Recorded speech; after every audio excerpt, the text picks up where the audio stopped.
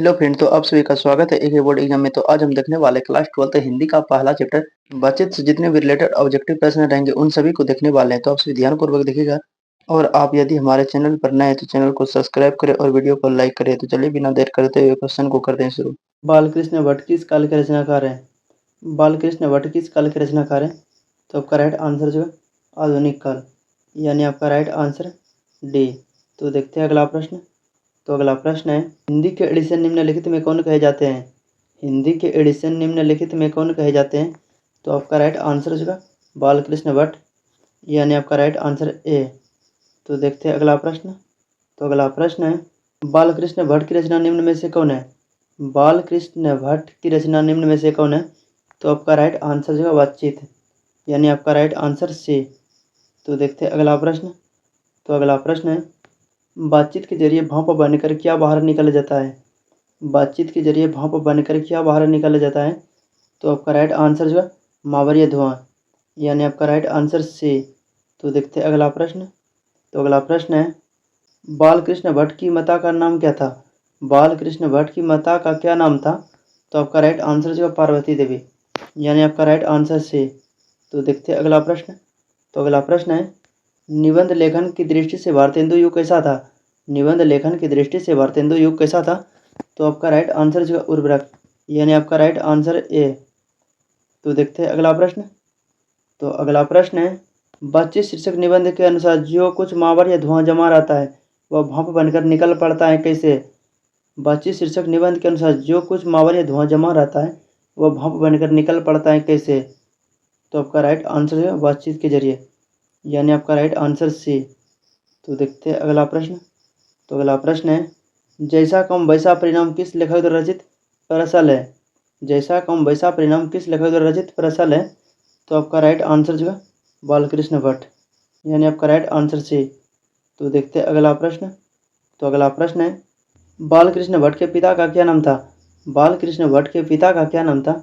तो आपका right answer जो है बेनी प्रसाद भट्ट, यानी आपका राइट आंसर बी। तो देखते हैं अगला प्रश्न। तो अगला प्रश्न है, दमयंती स्वयंवर किस लेखक की रचना है? दमयंती स्वयंवर किस लेखक की रचना है? तो आपका राइट आंसर होगा बालकृष्ण भट्ट, यानी आपका राइट आंसर सी। तो देखते हैं अगला प्रश्न। तो अगला प्रश्न है, बालकृष्ण भट्ट की रचना बातचीत क्या है? बालकृष्ण भट्ट की रचना बातचीत क्या है? तो आपका राइट आंसर जो ललित निबंध, यानी आपका राइट आंसर डी। तो देखते हैं अगला प्रश्न। तो अगला प्रश्न है, बालकृष्ण भट्ट किस युग के निबंधकार थे?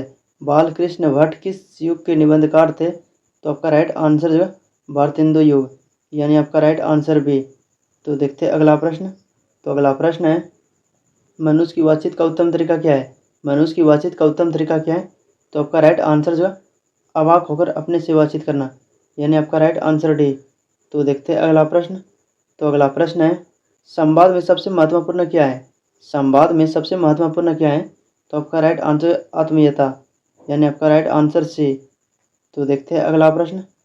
तो अगला प्रश्न है, बालकृष्ण भट्ट का जन्म हुआ था? बालकृष्ण भट्ट का जन्म हुआ था? तो आपका राइट आंसर हो जाएगा 23 जून 1844, यानी आपका राइट आंसर बी। तो देखते हैं अगला प्रश्न। तो अगला प्रश्न है, सहयोगिता स्वयंवर रचना है? सहयोगिता स्वयंवर रचना है? तो आपका राइट आंसर जो है श्रीनिवास दास की, यानी आपका राइट आंसर सी। तो देखते हैं अगला प्रश्न। तो अगला प्रश्न है, बातचीत शीर्षक निबंध के अनुसार रस का समुद्र किनकी बातचीतों में उमड़ा चला जाता है? बातचीत शीर्षक निबंध के अनुसार रस का समुद्र किनकी बातचीतों में उमड़ा चला जाता है? तो आपका राइट आंसर हो जाएगा दो हम सहेलियों की बातचीत में, यानी आपका राइट आंसर ए है। तो देखते हैं अगला प्रश्न। तो अगला प्रश्न है, बालकृष्ण भट्ट किस काल के रचनाकार थे? बालकृष्ण भट्ट किस काल के रचनाकार थे? तो आपका राइट आंसर जो आधुनिक काल, यानी आपका राइट आंसर डी। तो देखते हैं अगला प्रश्न। तो अगला प्रश्न है, बालकृष्ण भट्ट ने कौन सा मासिक पत्र निकाला था? बालकृष्ण भट्ट ने कौन सा मासिक पत्र निकाला था? तो आपका राइट आंसर जो हिंदी प्रदीप, यानी आपका राइट आंसर सी। तो देखते हैं अगला प्रश्न। तो अगला प्रश्न है, बातचीत किस विधा की रचना है? बातचीत किस विधा की रचना है? तो आपका राइट आंसर जो है ललित निबंध, यानी आपका राइट आंसर डी। तो देखते हैं अगला प्रश्न। तो अगला प्रश्न है, रॉबिन्सन क्रूसो ने 16 वर्ष के उपरांत किसके मुख से एक बात सुनी? रॉबिन्सन क्रूसो ने 16 वर्ष के उपरांत किसके मुख से एक बात सुनी? तो आपका राइट आंसर जो है फ्राइडे के, यानी आपका राइट आंसर ए।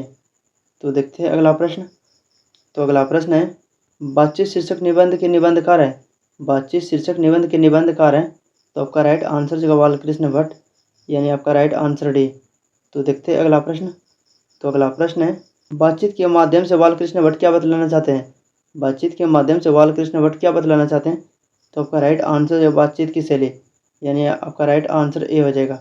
तो देखते हैं अगला प्रश्न।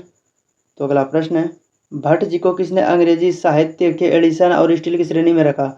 भट्ट जी को किसने अंग्रेजी साहित्य के एडिशन और स्टील की श्रेणी में रखा। तो इसका राइट आंसर रामचंद्र शुक्ल, यानी आपका राइट आंसर सी। तो देखते हैं अगला प्रश्न। तो अगला प्रश्न है, बालकृष्ण भट्ट का निवास स्थान कौन सा था। बालकृष्ण भट्ट का निवास स्थान कौन सा है। तो आपका राइट आंसर जगह इलाहाबाद उत्तर प्रदेश, यानी आपका राइट आंसर सी। तो देखते हैं अगला प्रश्न। तो अगला प्रश्न है, बालकृष्ण भट्ट ने किस मासिक पत्रिका का संपादन किया। बालकृष्ण भट्ट ने किस मासिक पत्रिका का संपादन किया। तो आपका राइट आंसर जो हिंदी प्रदीप, यानी आपका राइट आंसर बी। तो देखते हैं अगला प्रश्न। तो अगला प्रश्न है, बालकृष्ण भट्ट के पिता पेशे से क्या थे। बालकृष्ण भट्ट के पिता पेशे से क्या थे। तो पेशे से वे एक व्यापारी थे, यानी आपका राइट आंसर भी हो जाएगा। तो देखते हैं अगला प्रश्न। तो अगला प्रश्न है, कौन सा उपन्यास बालकृष्ण भट्ट द्वारा रचित है। कौन सा उपन्यास बालकृष्ण भट्ट द्वारा रचित है। तो आपका राइट आंसर जो 100 अजान एक सुजान, यानी आपका राइट आंसर बी। तो देखते हैं अगला प्रश्न। तो अगला प्रश्न है, किसके ना होने से सृष्टि गूंगी प्रतीत होती है। किसके ना होने से सृष्टि गूंगी प्रतीत होती है। तो आपका राइट आंसर जो वाक शक्ति, यानी आपका राइट आंसर बी। तो देखते हैं अगला प्रश्न। तो अगला प्रश्न है, आर्ट ऑफ कन्वर्सेशन कहाँ के लोगों में सर्वाधिक प्रचलित हैं। आर्ट ऑफ कन्वर्सेशन कहाँ के लोगों में सर्वाधिक प्रचलित थी। तो आपका राइट आंसर जो है यूरोप के,